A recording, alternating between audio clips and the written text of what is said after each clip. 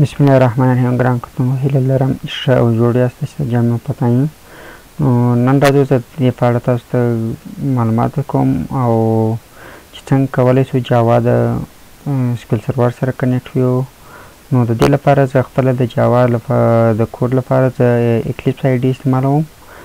نو زه غواړم چې په اکلیپس آی ډي کې دا کوډ وکړم تر څو جاوا له سکیل سرور سره کنیکټ کړو.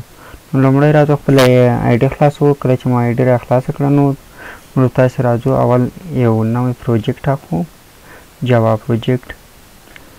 نو جاوا پروجیکټ زما ډیټابیس چې دی هغه کمپنۍ په نامه دی. نو زه هم پروجیکټ ته د کمپنۍ نوم ورکوم یا سکیل کنیکشن نوم ورکوم.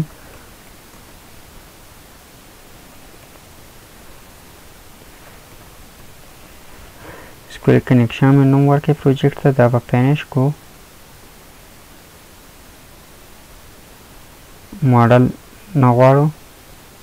اوس سکیل کنیکشن دا دی موږ لپاره پروجیکټ جوړ شو. دا به خلاص کو. سورس فایل ته چې راسو، په سورس فایل کې به موږ تاسې یو کلاس واخلو. کلاس ته به موږ تاسې نوم ورکړو کمپنۍ.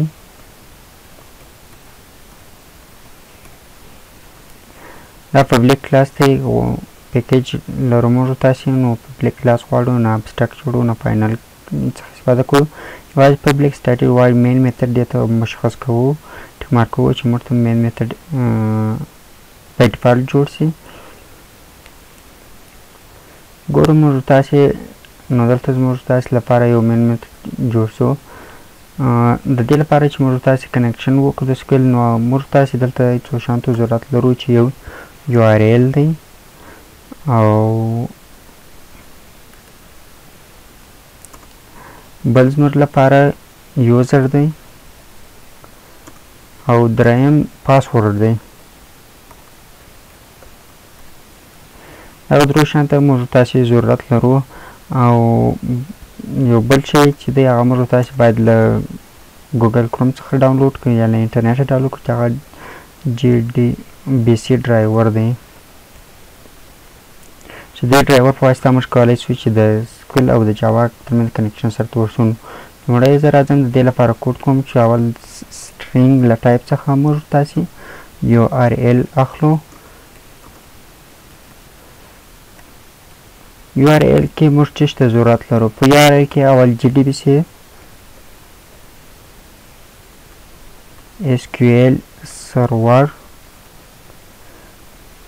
جی ډي بي سي اس کیو ایل سرور، بیا موږ تاسې لوکل هوسټ ته ضرورت لرو.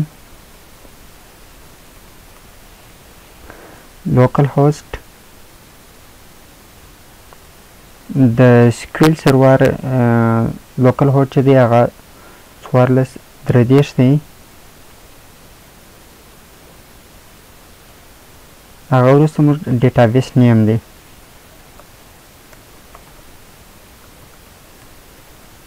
دا بیا ډیټابیس نیم وروسته موږ ته مشخصوو چې زموږ ډیټابیس نیم څه دی. او سټرینګ دویم قدم کې موږ یوزر ته ضرورت لرو. یوزر هم موږ تاسې بیا ګورو چې موږ تاسې یوزر په ډیټابیس کې څوک دی. نو دریم قدم کې موږ تاسې ضرورت لرو پاسورډ.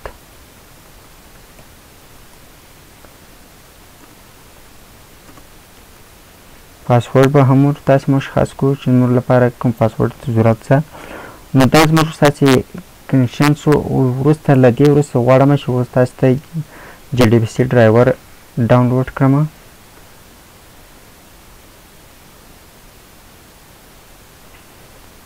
راځو دلته به ولیکو جی ډي بي سي.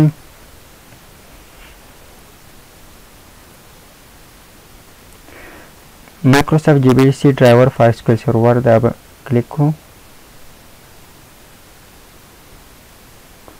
که وګورو دلته ډاونلوډ لپاره موږ ته اپشنونه راکوي.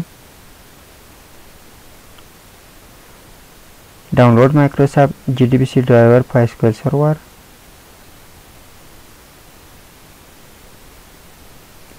که وګورو په زیپ فایل کې دی، په ټار د زیپ فایل کې دا د زیپ فایل به ډاونلوډ کړو. ډاونلوډ شروع شو. که وګورو زموږ ستاسې فایل ډاونلوډ شوی دی نو دا به اوپن کړو.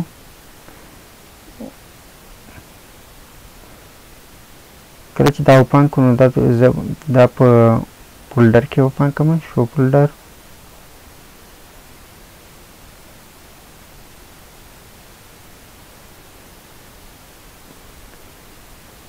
که راس وکړو دا د GDBC.2 دا به ایکسټراکټ هیر کړو.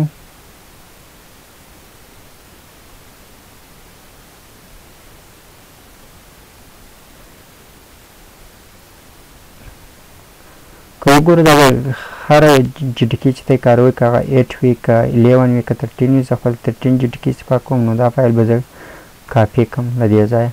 کله چې دا فایل ما له دې ځایه کاپي کړي بېرته به راسم خپل د جاوا فایل ته. کله چې زه جاوا ته رالم نو دلته راځم پر دا کم پروجیکټ موږ تاسې اخیستې پر هغه کلیک کوم، رایټ کلیک نیو راتېرېږو دلته سورس فولډر. په سورس فولډر کې موږ تاسې خپل چې د فولډر جوړو.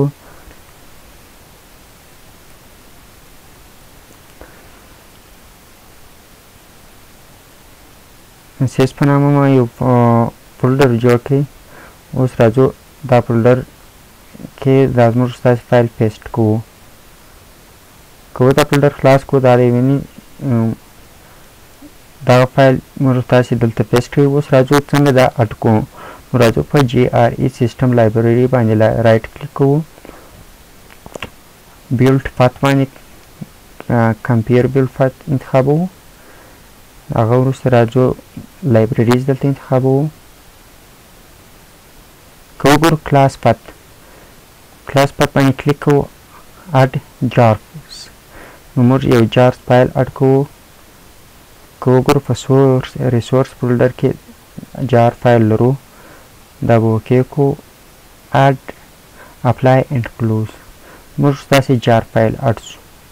اوس د دې لپاره چې موږ ستاسې جار فایل موږ تاسې اډ کړی نو راځو دلته موږ به تاسې اول به موږ تاسې دلته یو امپورټ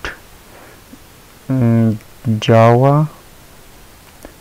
ډاټ SQL ډاټ سټیریک دغه لایبرري به امپورټ کړو، یعنې د جاوا ډاټ SQL مکمل لایبرري، یعنې چې که د کنیکشن لایبرري که د پیر سټیټمنټ لایبرري دا ټولې مکمل معنامات امپورټ کړه. سټیریک معنا آل یعنې ټول، نو دا ټولې موږ تاسې امپورټ کړئ. اوس راځو موږ تاسې زه خپل ډیټابیس خلاصوو. ډیټابیس ګورو چې زموږ ستاسې ډیټابیس پاسورډ څه شی دی او یوزر یې څوک دی. که وګورو دا سرور اټنټیکیشن موږ انتخاب کړی دی، سرور نیم دانش دی او لاګین چې دی رحمت الله دی او پاسورډ یې هم دغه شی دی. نو کنیکټډ کوو یې دلته. که وګورو زموږ ستاسې ډیټابیس کنیکټ شو. که زه وګورم زه کوم ډیټابیسونه لرم، یو د کمپنۍ ډیټابیس دی، بل د سکول دی. که وګورم په دې کې کوم ټیبلونه لرم په کمپنۍ کې، یو د امپلایي انفو په نامه ټیبل دی، بل یوزر لاګین ټیبل دی. نو دا دوه ټیبلونه زه لرم. نو خلاصو اوس به دلته موږ ستاسې ډیټابیس چې و د کمپنۍ په نامه و او زموږ ستاسې یوزر چې و هغه رحمت الله په نامه و او پاسورډ چې دی هم دا ښه دی. اوس له دې وروسته زه راځم د دوی کنیکشن سره جوړوم. نو زه لیکم کنیکشن. د کنیکشن له ټایپه زه د کان په نامه یو ریفرنس جوړوم کې ډرایور manager dot get connection URL user or password.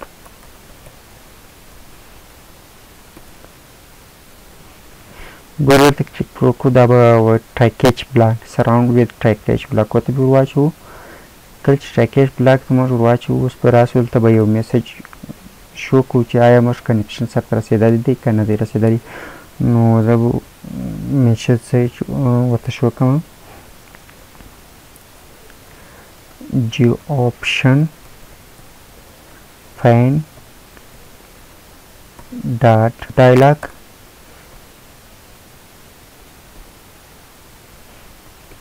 or component null ورکو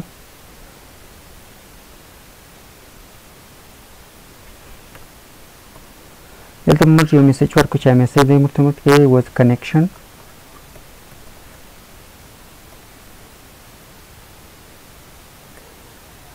successfully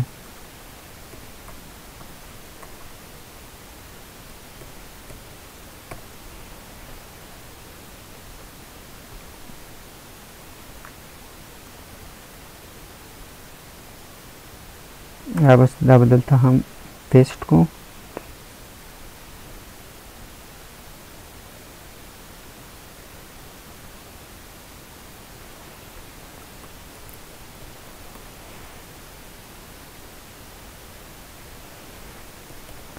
connection failed उसी कलम उदाहरण को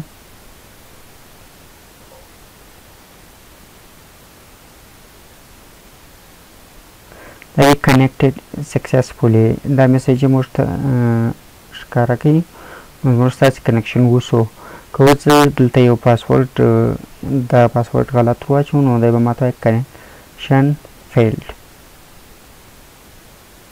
یعنې کنیکشن فیلډ ځکه زما پاسورډ غلط دی نو د دې په خاطر کنیکشن فیلډ دغه میسج موږ ته شو کوي نو دا اوس موږ ستاسې د